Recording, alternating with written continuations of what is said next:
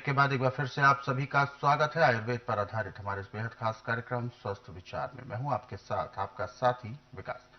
दर्शकों, ये कार्यक्रम आयुर्वेद पर आधारित है और हम चाहते हैं कि आप इस कार्यक्रम का हिस्सा बने। आप इस कार्यक्रम में कोई भी अपना समस्या को यदि रखना चाहते हैं, मार्गदर्शन प्राप्त करना चाहते हैं, तो आप हमें कॉल कर सकते हैं या आप हमें व्हाट्सएप के जरिए अपना संदेश भी भेज सकते हैं। आज के इस अंक में हम एक ऐसे विषय पर बात करने जा रहे हैं जिसमें स्किन से संबंधित समस्याएं बहुत सारी हो जाती हैं और ऐसे दाग बनना, धब्बे बनना, ये एक आम बात हो जाती है। और जिन लोगों के साथ पड़ते हैं ये दाग धब्बे स्किन पर, ऐसे लोगों के लिए एक शर्मिंदगी का सबब बन जाता है।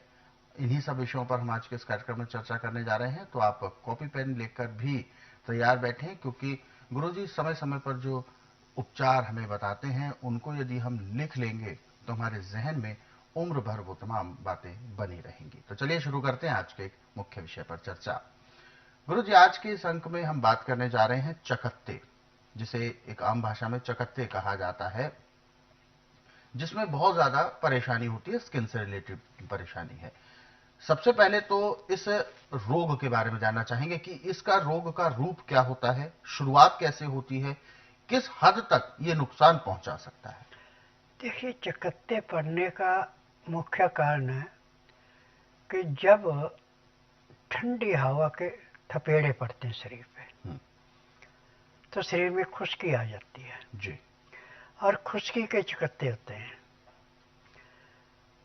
और जिनकी खुराक घटिया है उनको भी खून में खराबी होती है, चकत्ते आते हैं। और इन चकत्तों का इलाज आज पूरे संसार के अंदर आयुर्वेद में, यूनानी में, होम्योपैथी में, नेचुरिस्टिका में, एलोपैथी में बिल्कुल नहीं है। तरह तरह के क्रीमें लगा के और जाके बिगड़ता शरीर। परंतु स्वस्थ विचार एक मात्र आश्रम ऐसा है कि हर एक रोग ऐसे समाप्त किया जाता है जैसे जलती अग्नि में पतंगा नष्ट हो जाता है। बिल्कुल। अब इन चकत्तों के लिए आपको कुछ भी करने की जरूरत नहीं है बाहर से लाने की। नींबू आपके घर में होना चाहिए, और नींबू पका हुआ पीला, कच्चा नींबू नहीं। और नमक आपने सिंधा या काला खाना है, काली मिर्च का प्रयोग ज्यादा करना है। और बादाम का तेल, अलसी का तेल, तरे का तेल, सरसों का तेल, मूंगफली का तेल, तिल का तेल, इनका प्रयोग करना ज्यादा।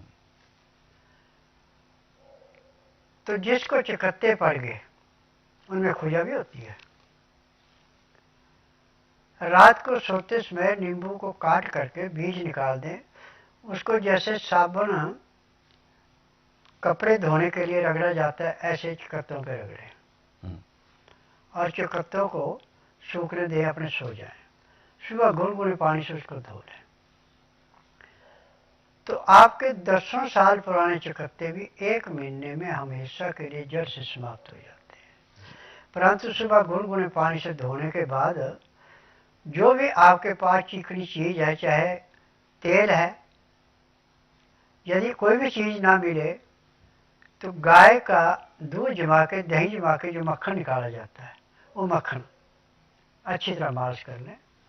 आपके चकत्ते ऐसे साफ होंगे जैसे जलती अग्नि में पतंगा बिल्कुल नष्ट होता है, उसका नाम निशान नहीं रहता। ये है। तो ऐसे में खान पान क्या होना चाहिए? खान पान में मैदे की चीजें, तली हुई चीजें, बासी खाना, बेटैमा खाना बिल्कुल नहीं। खाना दिन में 12 बजे से पहले पहले, रात को दिन अस्त होने से पहले खा ले, सोने पे सुहागा, नहीं तो दिन अस्त होने के 1 घंटे के अंदर अंदर खाना जरूरी है। खाना खाते ताज़ा गर्म गर्म खाना खाते समय 2 गिलास गर्म पानी जिसमें लहसुन, प्याज, अदरक का रस डाला है या उसमें काला नमक, काली मिर्च, नींबू का रस डाला है, वो पीना है। उसका तरीका है कि 2-4 गिराई खाना खाया, 2 घुट पानी पिया, फिर 2-4 गिराई खाना खाया, 2 घुट पानी पिया। खाना खाने में, पानी पीने में आप 1 घंटे का समय लगाएं तो आपको लाभ होगा। यदि आप घटाघट खाना खा रहे हैं, खाने को चबा नहीं रहे, पानी नहीं पी रहे हैं, तो आपको रोगों से कोई नहीं बचा सकता। जी। तो दर्शकों, ये एक ऐसी समस्या है जो कि हमारी स्वयं की लापरवाहियों की वजह से ही होती है। हम यदि समय पर खाना नहीं खाते हैं या एक अपना जब भूख लगी तब खाना खाया, तो ऐसे में जो पाचन क्रिया होती है वो उसका जो बैलेंस है वो बिगड़ जाता है। और जब ये नियम बिगड़ जाए तो भोजन पचने में ज्यादा समय लेता है। और इसके और भी कई कारण होते हैं। अपने भोजन में लजीज व्यंजनों को ज्यादा मात्रा में शामिल करना, रोजाना यानी रेगुलर बेसिस पर आप इस तरीके के व्यंजन खाते हैं जिसमें वसा भी बहुत होती है, यानी तेल बहुत होता है, या मसालेदार भोजन होता है, तो वो यदि आप रोजाना खाएंगे तो ऐसे में वह पचने में भी समय लेगा और फिर आपकी पाचन क्रिया खराब होगी। पाचन क्रिया खराब होने की वजह से आपके जो शरीर के और अन्य जो ऑर्गन्स हैं, जो अंग हैं, उन पर इसका भारी प्रभाव पड़ता है। तो ऐसे में ये दिक्कतें उत्पन्न होना स्वाभाविक होती हैं। इन्फेक्शन होता है और इन्फेक्शन से कई प्रकार के रोग होते हैं। तो ये दिक्कतें आपके साथ ना हो, इसके लिए गुरुजी ने बहुत बेहतर उपचार बताए हैं आपको। इन सभी को आपने लिख जरूर लिया होगा। हालांकि इस तरीके के उपचार जो समय समय पर इस कार्यक्रम में बताए जाते हैं, आप स्वस्थ विचार पुस्तकों के जरिए भी पढ़ सकते हैं। स्वस्थ विचार पुस्तकों का सेट आप अपने घर पर कोरियर या डाक के माध्यम से मंगवा सकते हैं। इसके लिए आपको हेल्पलाइन नंबर पर कॉल करना है। नंबर आपकी टीवी स्क्रीन पर है। आगे बढ़ते हैं कार्यक्रम में और जो दर्शक हमारे साथ जुड़े हुए हैं लाइन पर, आइए उनसे बात करते हैं। हेलो हेलो हेलो अच्छा अच्छा अच्छा लाइन पर है। हेलो, क्या आप सुन पा रहे हैं? आवाज आ रही है आपको? हेलो, शायद बात नहीं हो पा रही है। दर्शकों, यदि आप भी इस कार्यक्रम से जुड़ना चाहते हैं तो आप हमें कॉल कर सकते हैं। नंबर आपकी टीवी स्क्रीन पर है। आप हमें व्हाट्सएप के जरिए भी अपना संदेश भेज सकते हैं। फिलहाल व्हाट्सएप मैसेज जो इस कार्यक्रम में हमें दर्शकों ने भेजे हुए हैं, हम उनको इस कार्यक्रम में शामिल कर लेते हैं। एक व्हाट्सएप हम ले रहे हैं। सुखबीर सिंह जी हैं फरीदाबाद से। कहते हैं इनके बेटे के हाथ, पैर और गर्दन में दर्द रहता है। गर्दन इधर उधर घुमा भी नहीं पाता वो आजकल, और ये जानना चाहते हैं कि इसके पीछे सही कारण क्या है और ये कैसे ठीक होगा। देखिए, ऊंचा सराहना लेने से और एलोपैथिक दवाई ओवरडोज खाने से नसों के अंदर बलगम और गैस रुकती है, जिससे शरीर सूखी लकड़ी की भांति अकड़ जाता है। इसका इलाज पूरे संसार के अंदर एलोपैथिक में, आयुर्वेद में, यूनानी में, होम्योपैथी में, नेचुरोपैथी में बिल्कुल नहीं है। क्योंकि मैं इसलिए कह रहा हूँ कि मैं नाड़ी वैद्य हूँ, मैं जड़ी बूटियों से इलाज करता हूँ। मुझे 10,000 जड़ी बूटियों की पहचान है जिनसे दवाइयाँ बनाई जाती हैं, और मेरी अपनी फार्मेसी दवाइयाँ बनाने की दवाइयाँ रजिस्टर्ड है, पेटेंट है, इनका साइड इफेक्ट कोई नहीं है। और जिस दिन आप बच्चे को लाएंगे उस दिन बुधवार नहीं होना चाहिए, गुरुवार से लेकर मंगलवार के बीच में लाएं। जिस दिन लाना उस दिन रात्रि 10 बजे तक खिला पिला के दातन कूड़ा करा के बड़ी इलायची मुंह में चूसने के लिए दे दें। सुबह 9 से 10 के अंदर इसका नामकरण कराना। 10 से 12 में नाड़ी परीक्षण करूंगा। नाड़ी परीक्षण में पैर के तलुए से सिर के बाल तक की MRI, CT scan, x ray, ultrasound, ECG, sonography सब कुछ 5 सेकंड में हो जाएंगे। फिर उसके बाद दवाइयाँ खाने की हैं, दवाइयाँ पीने की हैं, मालिश करने के तेल हैं, आँख में, नाक में, कान में डालने की दवाइयाँ हैं। जब ये दवाई खिलाएंगे, आप परहेज करेंगे, तो उसी दिन इसकी गर्दन भी घूमना शुरू हो जाएगी, दर्द में भी काफ़ी आराम मिल जाएगा। कम से कम 15 से 20%, 15 दिन में 50 से 60%, 1 महीने में रोग बिल्कुल हमेशा के लिए जड़ से समाप्त होगा।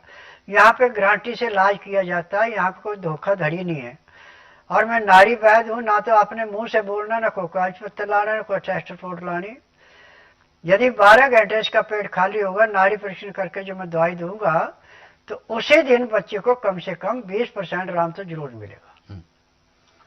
तो बिल्कुल आपकी जो समस्या आपने बताई है ये बिल्कुल ठीक होगी और इसके लिए स्वस्थ विचार आश्रम आने की आपको सलाह दी गई है। किसी भी प्रकार की जानकारी के लिए हेल्पलाइन नंबर आपकी टीवी स्क्रीन पर है। फिलहाल एक और दर्शक हमारे साथ जुड़े हुए हैं लाइन पर, आइए उनसे बात करते हैं। हेलो हेलो, शायद बात नहीं हो पा रही है किसी कारणवश। और दर्शकों, यदि आपकी कॉल किसी कारण से नहीं लग पाती है, क्योंकि जैसे आप कॉल कर रहे हैं ऐसे बहुत सारे लोग कॉल कर रहे होते हैं एक साथ, तो यदि आपकी कॉल नहीं भी लग पाती है तो आप परेशान ना हो। आप हमें व्हाट्सएप के जरिए अपना संदेश भेज सकते हैं। व्हाट्सएप मैसेज में लिखें अपना नाम, उम्र, कहां से बात कर रहे हैं और पूरा सवाल हमें लिखकर भेजें, ताकि आपका सवाल लिया जा सके और आपको मार्गदर्शन प्राप्त हो सके। फिलहाल एक और व्हाट्सएप मैसेज हम इस कार्यक्रम में शामिल कर रहे हैं।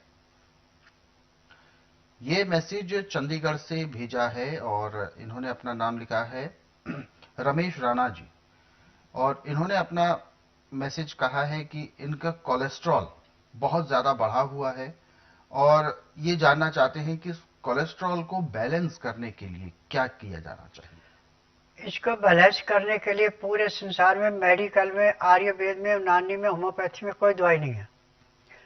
और मेरे पास ऐसी दवाई है कि जिस दिन आप आएंगे उसी दिन आपको